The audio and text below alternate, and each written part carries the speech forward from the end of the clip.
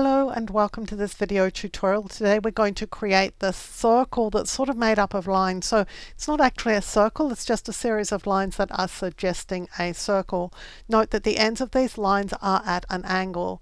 If instead you want something that has rounded tips like the one on the screen here, look to the video that's linked in the top right corner because that's a different video because the process is different. In this video, however, we're going to create the circle with the angled line. So I'm going to New File, I'm going to click on it, I'm going to create a document 1000 pixels by 1000 pixels in size.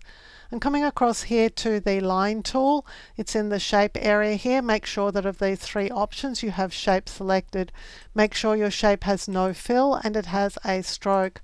So I'm going to start at the very top of the document, hold the Shift key as I drag out a line. At this point, if you want to adjust the line weight that you are using, you can do so. I'm not going to bother too much.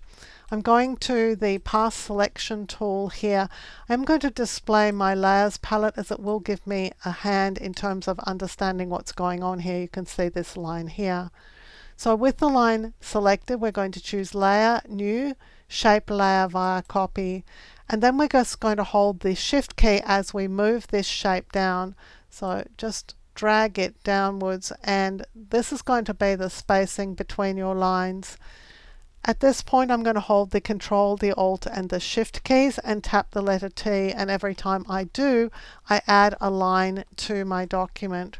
Now you'll see that I have all the lines here together except for this particular one. We're just going to trash that so it's not in our way. So let's go and select this line copy layer, and now let's go and select the ellipse tool. We're going to drag in an ellipse, so just hold the Shift key as you drag out a circle. Now because we had the line layer selected when we did this, the circle has actually gone in on top of the line. So at this point we can adjust the circle if we need to do so. Hold the Control and the Shift key and just adjust the size or the placement of the circle. You will want some spaces between the circle itself and the next set of lines, so just be careful that you don't have the circle running up against a line. That's going to be crucial. That's going to affect how this works. So I'm pretty happy with this.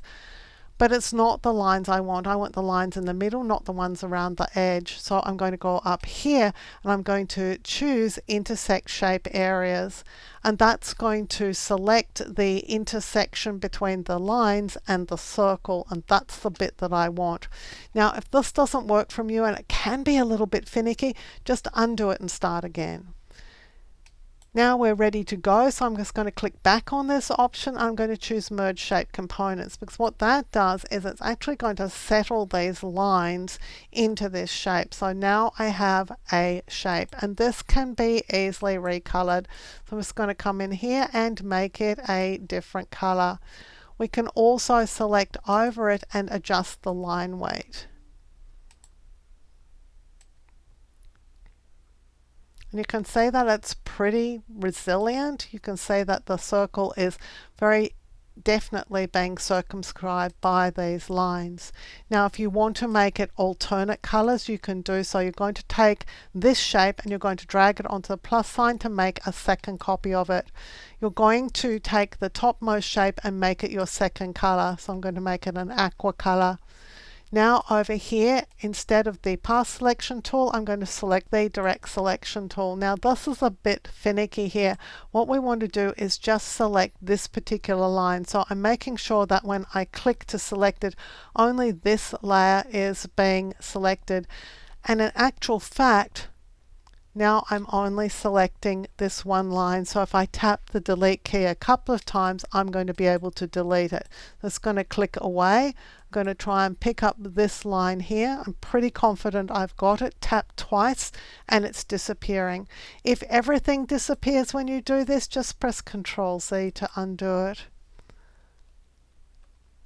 And I'm just going to go down one shape at a time, just removing the shape that I don't want to have in that particular color because the aqua ones are on top. When I delete an aqua line, I'm seeing the pink ones underneath.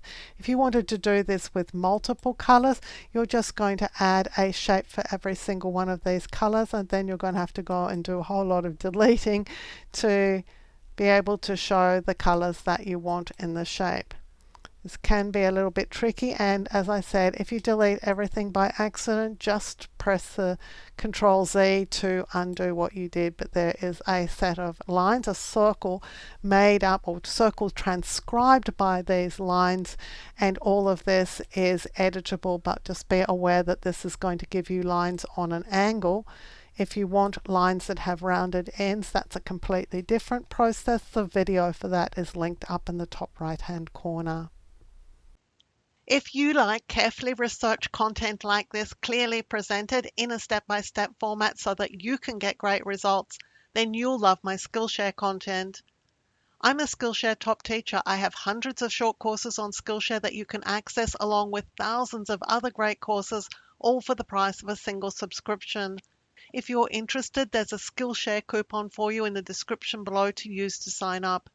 Using this coupon benefits me as a creator, and it helps me continue to make free content available here for you also on YouTube. Thank you for joining me for this video tutorial. On the screen now, you'll see a video that I've hand-picked for you. If you enjoyed the video you've just watched, I know that you're going to really enjoy the one I've picked for you to watch next.